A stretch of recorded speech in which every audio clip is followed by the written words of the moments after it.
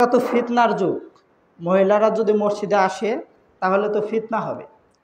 আপনি আমি যতই তাদের সামনে হাদিসগুলো উল্লেখ করি, যতই তাদের সামনে বলি যে রাসূল সাল্লাল্লাহু আলাইহি ওয়াসাল্লামের যুগে, রাসূল সাল্লাল্লাহু আলাইহি ওয়াসাল্লামের জামানায় মহিলারা মসজিদে আসতো, সালাত আদায় করতো, 5 ওয়াক্ত মসজিদে আসতো। ঈদের সালাতে তো বাধ্যতামূলকভাবে আসতো, জুমার সালাতে তাদের জন্য আসা উত্তম।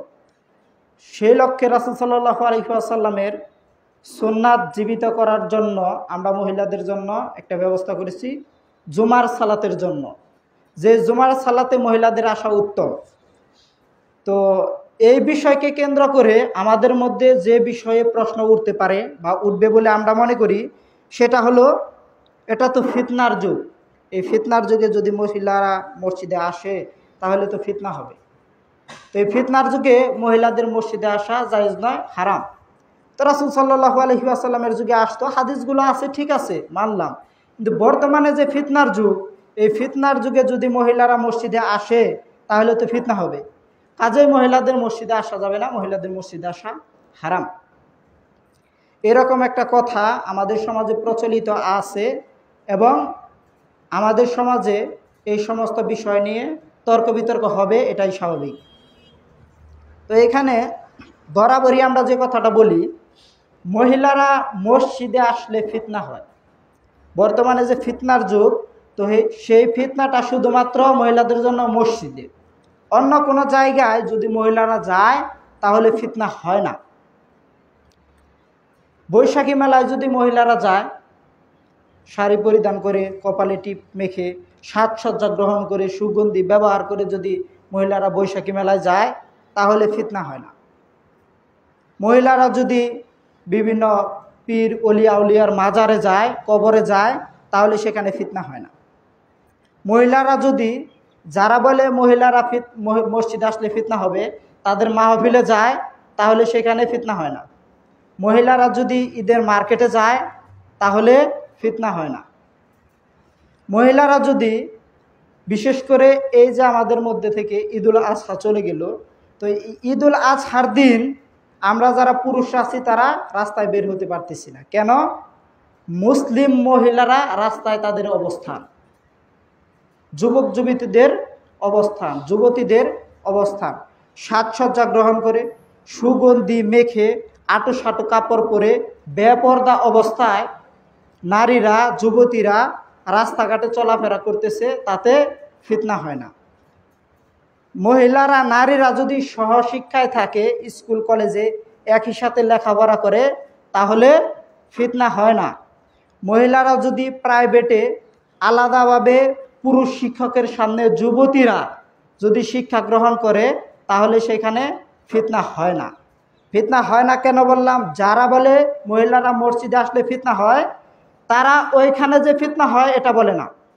তাদের মুখ থেকে কখনো আপনি শুনতে পাবেন না যে তারা বলেছে ওই সমস্ত জায়গায় গেলে ফিতনা হয়। অথচ যে সমস্ত জায়গা আমি উল্লেখ করলাম, ওই সমস্ত জায়গায় মহিলারা বেপর্দা অবস্থায় যায়, আটো সাটো কাপড় পরিধান অবস্থায় যায়, সুগন্ধি মেখে যায়, সাজসজ্জা গ্রহণ করে যায়। আর মসজিদের আসার যে শর্তগুলো বললাম, বা মসজিদে যারা আসবে তাদের যে, আমাদের যে ব্যবস্থাপনা বললাম মসজিদের, সেখানে বললাম পরিপূর্ণ পর্দা থাকতে হবে, হিজাব থাকতে হবে, সাজসজ্জা পরিত্যাগ করতে হবে, সুগন্ধি ব্যবহার করা যাবে না, মহিলাদের জন্য আলাদা প্রবেশদ্বারের ব্যবস্থা থাকতে হবে, রাস্তায় মহিলা এবং পুরুষ ভিড় করা যাবে না, মহিলারা যখন বাড়িতে পৌঁছে যাবে তখন পুরুষরা মসজিদ থেকে উঠতে পারবে। তো এই ব্যবস্থাগুলোর মধ্যেও আমাদের মসজিদে আসলে ফিতনা হয়। আর আগের যে ব্যবস্থাগুলো বললাম, সুগন্ধি ব্যবহার করে, বেপর্দা অবস্থায় আটো সাটো কাপড় পরে, সাজসজ্জা গ্রহণ করে যুবতীরা যদি রাস্তাঘাটে, স্কুল কলেজে, মার্কেটে, ভার্সিটিতে, বিভিন্ন পার্কে যদি চলাফেরা করে তাহলে সেখানে কি হয় না? ফিতনা হয় না। মহিলারা মসজিদে আসলে ফিতনা হয়। তো মহিলারা যে মসজিদে আসলে ফিতনা হয়, ফিতনাটা কিরূপ হতে পারে? আপনি কি মনে করেন আমাদের যে মহিলারা মসজিদে আসে তাদের কারো কি ধর্ষণের শিকার হয়েছে? এরকম কি কোনো নজির আছে বাংলাদেশে? কেউ কি দেখাতে পারবে মহিলারা মসজিদে আসার কারণে ধর্ষণ হয়েছে, যার কারণে আমরা বলে দিলাম মহিলারা মসজিদে আসলে ধর্ষণ হয়, তো কি করা, মহিলাদের মসজিদে আসা বন্ধ করে দাও? এরকম কোনো ঘটনা আপনারা দেখেছেন, শুনেছেন, জেনেছেন? জানেননি। তো হাদিস থেকে ওইরকম একটা ঘটনা আমি আপনাদের সামনে উল্লেখ করি। সো সুনানে তিরমিজির হাদিস, একজন মহিলা রাসূল সাল্লাল্লাহু আলাইহি ওয়াসাল্লামের যুগে সালাত পড়ার অভিপ্রায়ে সালাত পড়ার জন্য বের হলেন। একজন ব্যক্তি তাকে ধরে ফেলল এবং তাকে চাদরের ভিতরে জড়িয়ে ধরল।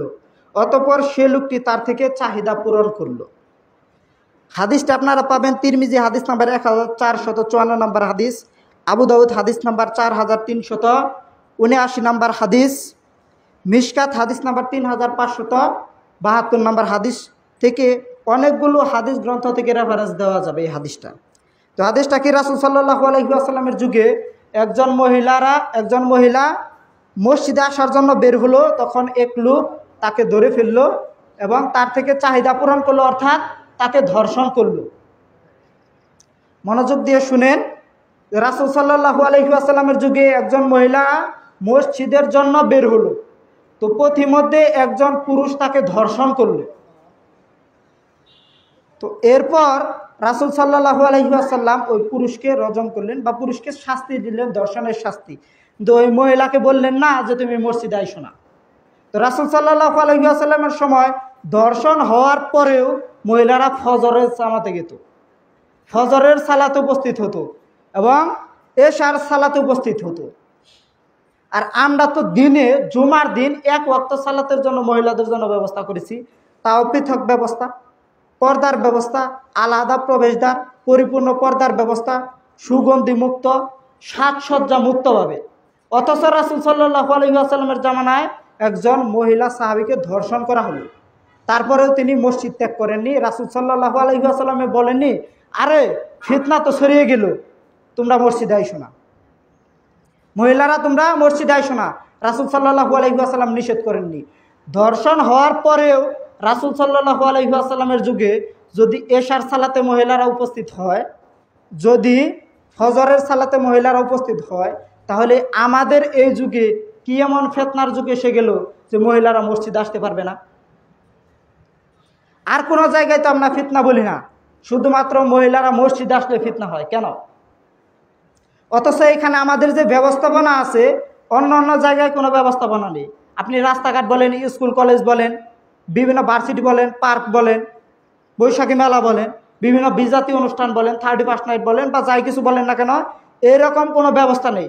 তো ধর্ষণ হলে ওইখানে হয়, ফিতনা ছড়ালে ওইখানে ছড়ায়, মসজিদে ছড়ায় না। আর আপনি যদি মনে করেন মসজিদে আসলে ফিতনা হয়, তো আমি বলবো সবচেয়ে বড় ফিতনা কি উল্লেখ করতে পারবেন? ধর্ষণ। তো রাসূল সাল্লাল্লাহু আলাইহি ওয়াসাল্লামের জামানায়, রাসূল সাল্লাল্লাহু আলাইহি ওয়াসাল্লামের যুগে তো ধর্ষণ হয়েছে। তো ধর্ষণ হওয়ার পরে তো রাসূল সাল্লাল্লাহু আলাইহি ওয়াসাল্লাম বলেন নাই যে তোমরা মসজিদে আইসো না, মসজিদে আসলে ফিতনা হবে, এটা তো বলেন নাই। তাহলে ধর্ষণের চেয়ে বড় ফিতনা কি হতে পারে? আপনি কি উল্লেখ করতে যাচ্ছেন? আপনি বলেন যে ধর্ষণের চেয়ে বড় ফিতনা কি? ধর্ষণের চেয়ে বড় কি কোনো ফিতনা আছে? নাই। তো রাসূল সাল্লাল্লাহু আলাইহি ওয়াসাল্লামের যুগে যে মহিলা ধর্ষণ হয়েছিল, তো হাদিসটা আপনি নিয়ে নেন, তা আপনি হাদিসটা পড়ে দেখেন। আমি বললাম তিরমিজি হাদিস নাম্বার 1454 নম্বর হাদিস, আবু দাউদ হাদিস নাম্বার 4379 নম্বর হাদিস, মিশকাত হাদিস নাম্বার 3552 নম্বর হাদিস। এরকম আরও অনেক হাদিস থেকে উদাহরণ দেওয়া যাবে। তো রাসূল সাল্লাল্লাহু আলাইহি ওয়াসাল্লামের যুগে ধর্ষণ হয়েছে, আমাদের যুগে কোনো ধর্ষণ হয়নি। তো মহিলারা মসজিদে আসতে পারবে না কেন? মহিলারা মসজিদে আসলে ফিতনা হবে কেন? কাজে মহিলারা মসজিদে আসলে ফিতনা হওয়ার কোনো সম্ভাবনা নেই। সবচেয়ে বড় ফিতনা যদি হয় ধর্ষণ, তো ধর্ষণ হলে মহিলারা মসজিদে আসতে পারে। রাসূল সাল্লাল্লাহু আলাইহি ওয়াসাল্লামের যুগে এসেছে, বর্তমান যুগেও আসতে পারবে।